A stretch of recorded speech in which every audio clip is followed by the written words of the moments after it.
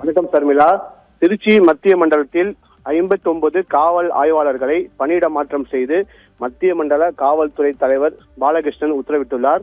திருச்சி மத்திய மண்டல காவல்துறை தலைவராக பாலகிருஷ்ணன் பொறுப்பேற்ற நாளில் இருந்து பல்வேறு அதிரடி நடவடிக்கைகளை மேற்கொண்டு வருகிறார். அதாவது குறிப்பாக மத்திய மண்டலத்தில் குற்ற சம்பவங்களை தடுக்க வேண்டும், அதிலும் பெண்களுக்கு குழந்தைகளுக்கு எதிரான குற்ற சம்பவங்களை தடுக்க வேண்டும் என பல்வேறு அதிரடி நடவடிக்கைகளை எடுத்து அனைத்து காவல் நிலைய ஆய்வாளர்களுக்கும் உயரதிகாரிகளுக்கும் சுற்றறிக்கை அனுப்பி அதன்படி பணிகளை மேற்கொள்ள வேண்டும் என உத்தரவிட்டுள்ளார். இந்த நிலையில் திருச்சி மத்திய மண்டலம், அதாவது தஞ்சாவூர், திருவாரூர், நாகை, அரியலூர், பெரம்பலூர், புதுக்கோட்டை, கரூர் ஆகியவை திருச்சி மத்திய மண்டலத்திற்கு உட்பட்ட மாவட்டமாகும்.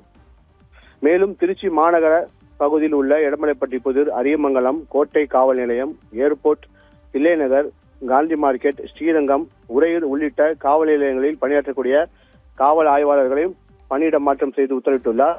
அதாவது திருச்சி மத்திய மண்டலத்தில் பணியாற்றி வரும் 59 காவல் ஆய்வாளர்களை பணியிட மாற்றம் செய்து அதிரடியாக திருச்சி மத்திய மண்டல காவல்துறை தலைவர் பாலகிருஷ்ணன் உத்தரவிட்டுள்ளார்.